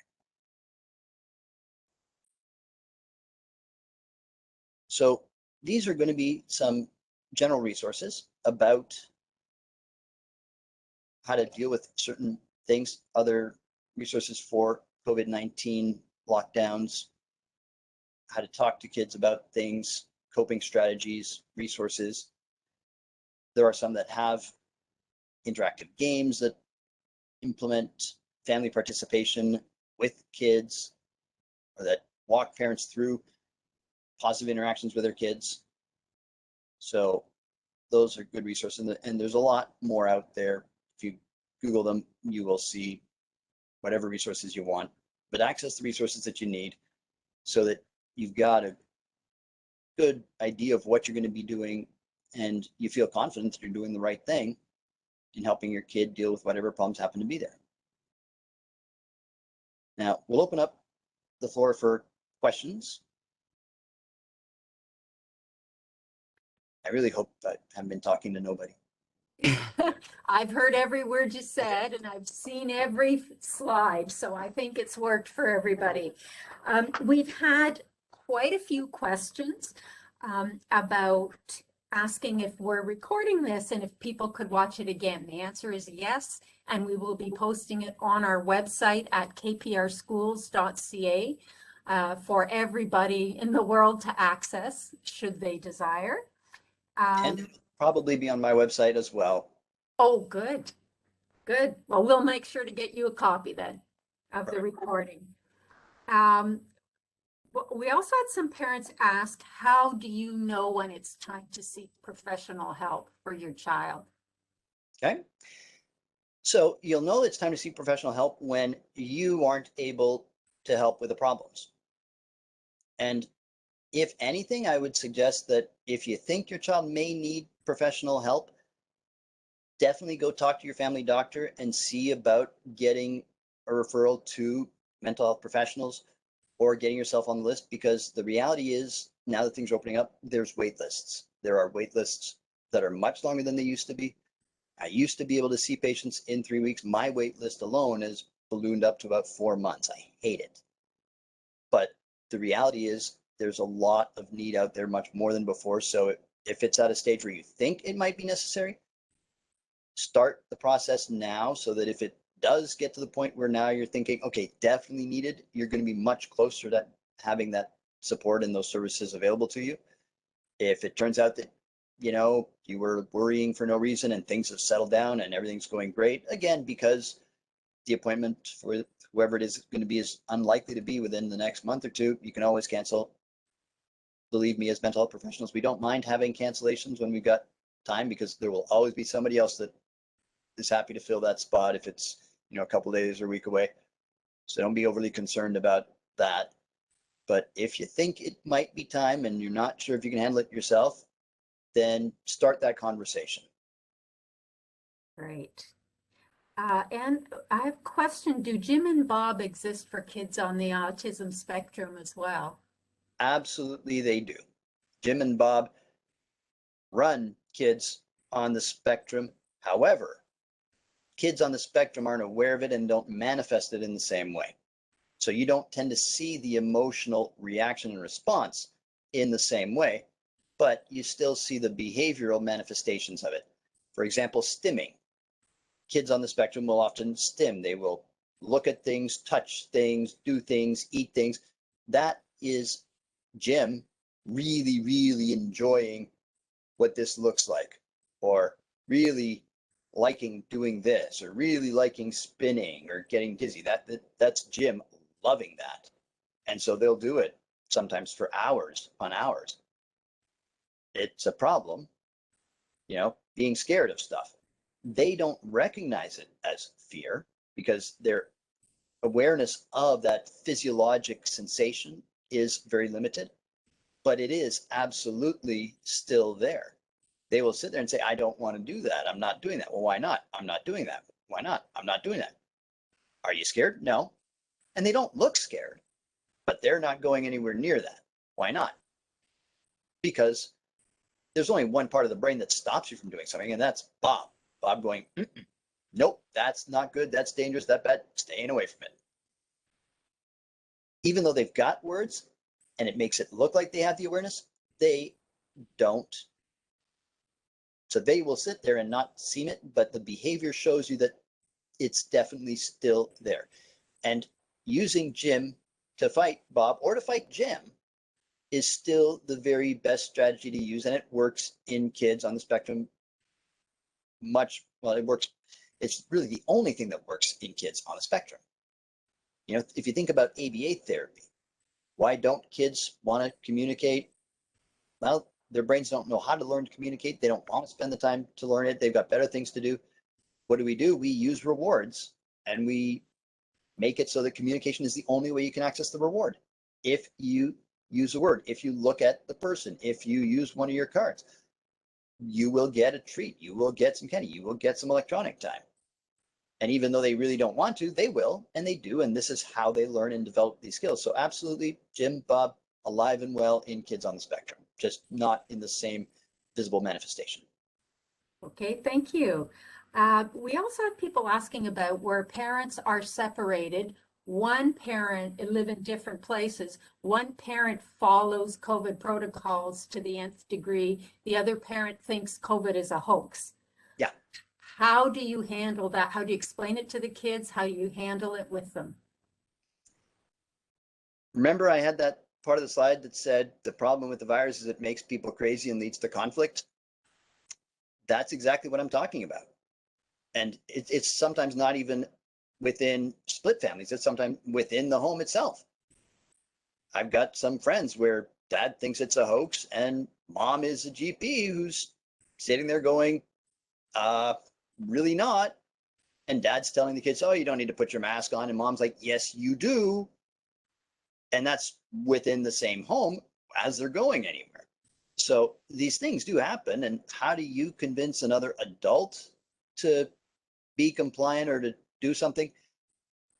If I had the answer to that, I probably wouldn't still be doing this. I'd be retired somewhere on a beach. It'd be lovely if we could eliminate conflict from people, but you really can't. The best you can do is control what they see in your situation, and as much as possible, don't let them see the conflict, because pre-COVID, when COVID never existed, one of the biggest predictors of negative mental health outcomes in kids in separated families is conflict between parents, because kids are attached to both parents. They love them both. They love, and they want to be just like each parent. But the problem is, if one parent doesn't like the other one, how do they mimic that, and how do they align themselves with that parent without alienating the other parent? They can't. And if the other parent is the same, then they feel really stuck because they can't ally themselves with either one of these two people who are against each other because they love them both. So they end up not wanting to go anywhere and being really anxious with their attachments. We know this. So if COVID is just one more source of conflict, one more source of disagreement, of contention, at the end of the day, it's still fundamentally just that in this family, which is a reason for people to fight, which we really don't want and don't need. What I would say in this specific situation, because in most situations, what I tell parents is, unless there is absolutely a guarantee that there's going to be physical risk to the child as a result of something the other parent is doing, the damage to them that comes from the fighting is worse than what else might happen. You know, if you guys have disagreements on things, is it a risk? Yes. When things were a lot worse, yes. Was it a risk? Absolutely. If there's a lot of fighting because of this, or if their relationship to their father gets severed because they can't see dad or mom anymore because of this, is that going to be a worse outcome for the child than COVID would be for them? Yep, it would be. And unless they're, you know, at a biological risk, unless they're immunosuppressed and medically they're extremely frail, and we know that actually the consequences of the virus in this child would be significant. For most kids, they don't get really affected that badly by it. Yes, they are affected. Yes, there are some kids that do get really sick and pass away from it, but there are kids that get sick and pass away from all sorts of things. And that's a if, it's a possibility. It's a guarantee of a bad outcome if there's fighting and loss of relationships with parental figures. That is definitely going to hurt them. So you really kind of have to balance the, you know, which worse outcome am I willing to tolerate? because they're not, neither of them is great. But at the end of the day, it'd be nice if we could all be rational, reasonable adults and not fight, not put our kids in the middle. But if we can't, then at the very least, let's try and mitigate how much they see and where the negatives are. Thank you. Now, we also have parents asking, how do we minimize technology's mental health effects on kids? You spoke about healthy ways to sort of wean kids off. How else can we protect their mental health when people are using technology every day in their home? Yep. And the answer to that is don't use technology. It's kind of like asking the question of how do we limit the amount of weight that you gain when eating chocolate and candy all day? The reality is the more you do it, the more weight you're going to gain. That's a biological reality. You can't really mitigate that. Sure, you could, I guess, exercise a lot, but if you're exercising, you're not eating, which is really where the benefit comes from, is you're actually exercising, therefore not putting more in. So having these healthy alternatives means less time for electronics. But if electronics are going to be there, the only things that you can do to mitigate it, like I said, are either energize the screen time or socialize the screen time. If the screen time is not something that you can control, then at the very least, add other aspects to it so that it's not the only thing that's going on, and you're adding other things that will hopefully be of a benefit and therefore not make it worse. Because screen time isn't just screen time, it's also lack of physical activity. It's also lack of social engagement. So if we can eliminate those other factors, then you just have screen time. Yes, you will still have the inattention problems. You will still have some of the irritability problems. You will still have some of the depression problems when not on the screens. That's when the symptoms occur, is the anxiety and depression happen because they don't have their crutch with them. They don't have the thing that they rely on all the time. When they're on the screen, they're not feeling depressed or anxious. Sometimes with social media, the screens are the source, because for teenage girls especially, the social media can be a very negative thing for them. So if social media is a negative thing, don't be on social media. It kind of sounds obvious, but you'd be surprised at how many teenage girls resist that, even though they say, you know, I hate logging on and reading stuff because it always makes me feel horrible. And then you have control over that. You don't have to log on. But it's like it's an addiction. You know, I hate drinking. I always feel terrible afterwards. I always passing out. The consequences. Yeah. So stop drinking. But then they can't and they don't. And that's when we sit there and say, this is my point. It's a problem. If you can't stop and you know it's a negative to you and you can't stop yourself, you need to understand that that's what it means to be addicted. You've lost control over that. So we need to do something. We can't just sit there and say, oh, I guess you're addicted. Oh, well. We have to intervene. Okay, thank you. We also have a few questions about how to help kids entering school who have not had that socialization before. A lot of kids in kindergarten last year were totally confused. They didn't get school, they did get school. How do we help them develop relationship skills now? That's the nice thing about kids, is they will figure out how to socialize, because as humans, we're social creatures. It will be a little bit new. It will be a little bit anxiety provoking, but the first time you take your kid to daycare, the first time you take your kid to the park, when, you know, they've been living with you the entire time, unless they've had siblings growing up running around them, it's exactly the same problem. It's just starting a little bit later. The later it takes to start, the more potential there's for anxiety, but that's where temperament comes into play. If you've got a very anxious child to begin with, that is scared of people, it's going to be a bit of a slower process because they haven't had time to get acclimated to it. You know, for example, my son, he's on the spectrum, scared of people. We're anticipating next September, when he heads into grade school. For the last year and for the next year, we're making active efforts to make sure we get that social interaction to prepare him for when he has to interact.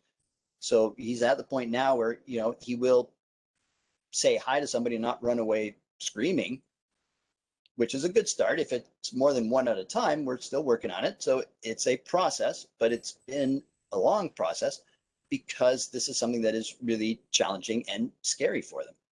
And you don't have to be on the spectrum to have social anxiety. You can have social anxiety at any age, but you have to get that exposure to start getting used to it. And it's the same thing with socializing. If our brains are hardwired to socialize and we suddenly see kids, our brains will be like, oh, I like this. And even if it's the first time there, they'll go in because they're not afraid. Their tendency is, I like stuff. Oh, people is one of those hardwired things in our brain. We like people. So if you've got a child that's got Jim that has stuff that they like, unless they're on the spectrum, people is one of those things that they really like. It's a hardwired, guaranteed thing. That's the main difference with spectrum versus not, is that people, number one thing in our brains world, not there for kids on the spectrum, but for others, it is guaranteed that it's there. So they're going into school will go off relatively well. They may need to learn how to get along with people, or how not to argue about stuff, or how to, cooperate and make accommodations, those interactional skills that we all learn from having people around us, but they'll figure that out as they go. But definitely get them in there. Don't be overly concerned about, should they go in? Yes, they should definitely go in if it's their opportunity to do so. And, it's an interesting thing because this is one of those areas that has been a little bit harder for us as child psychiatrists, is identifying kids on the spectrum early, because for a lot of kids, there's been zero socializing for the last 2 years. So they don't have an awful lot of social experience, social interactions. How do you know if they've got problematic social interactions if they've never had a chance to socialize yet?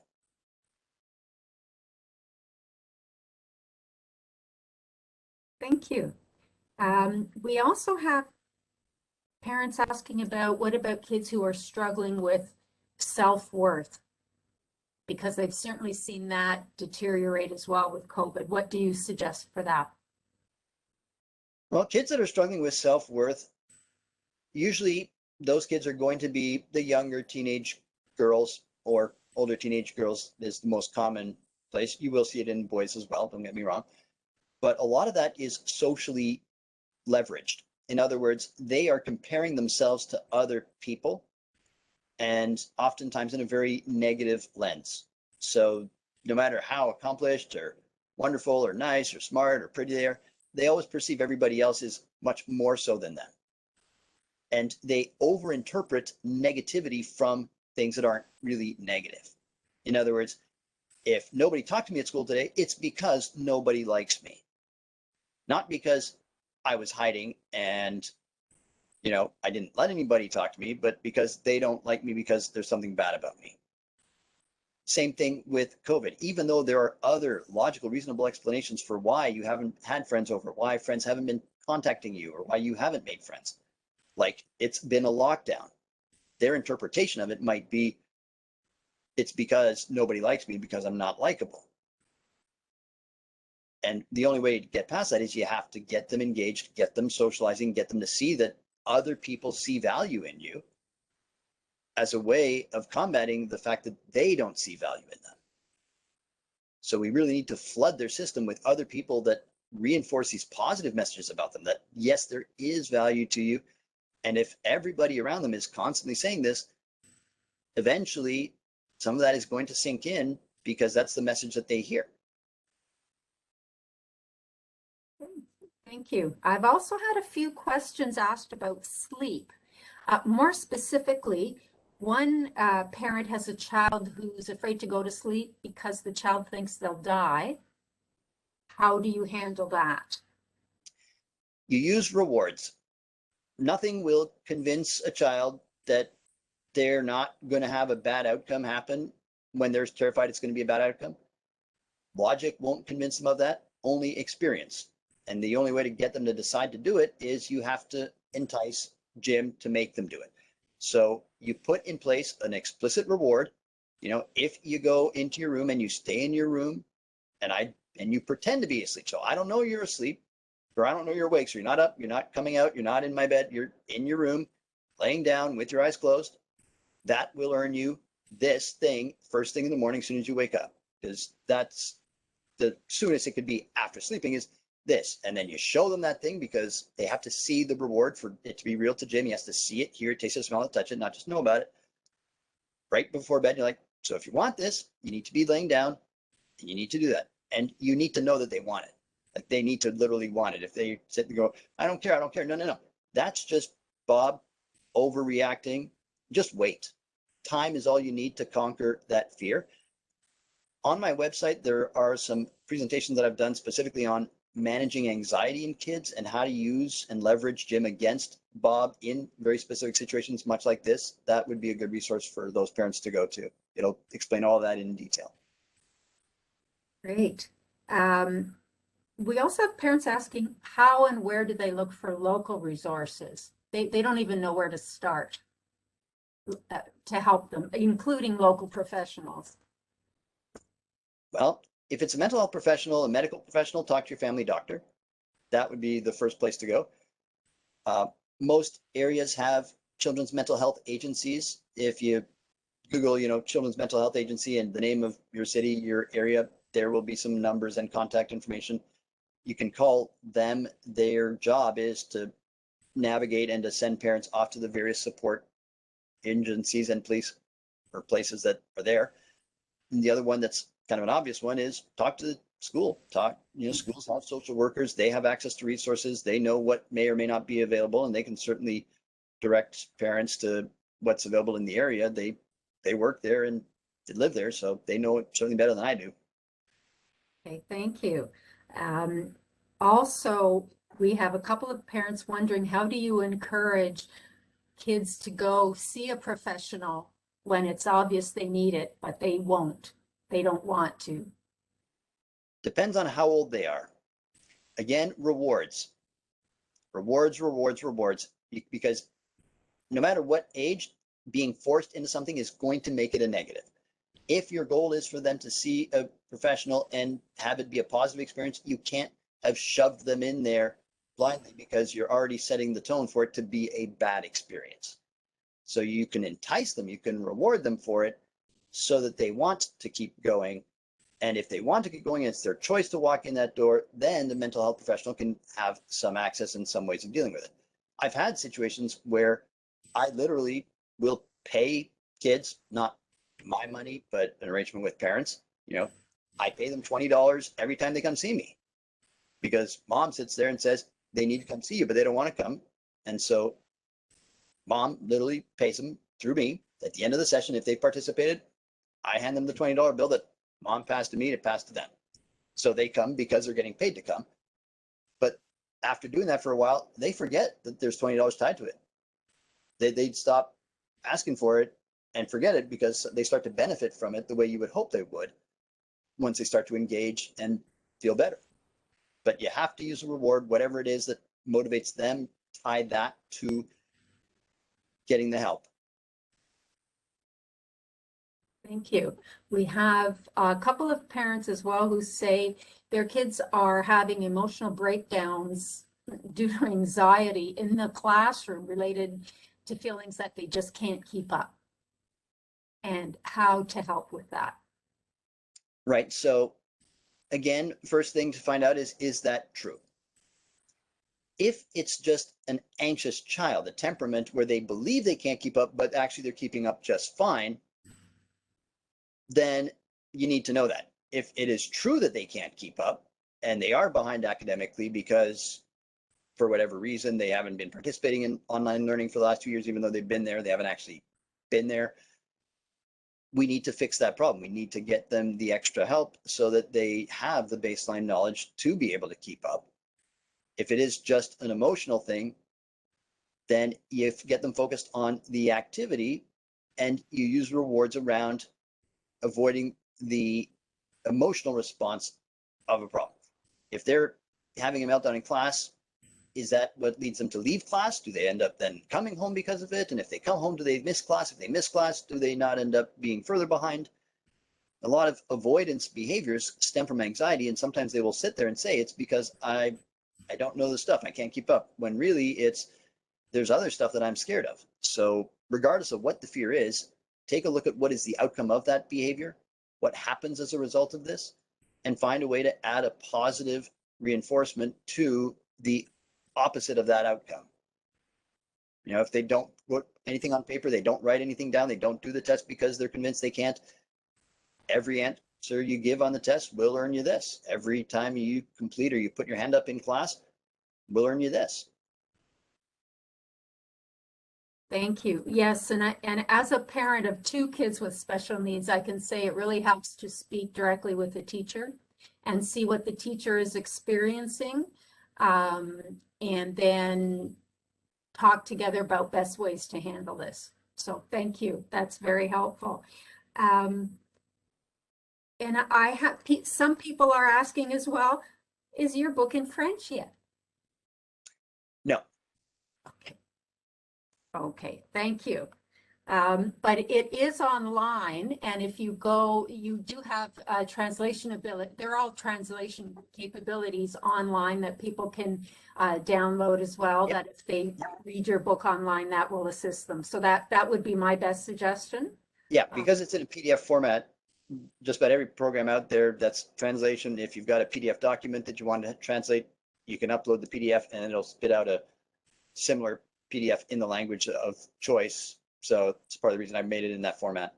Okay, that's perfect. So I think with that, I want to remind parents that the address for Dr. Templeman's website is Dr. Templeman, DoctorTempleman.com.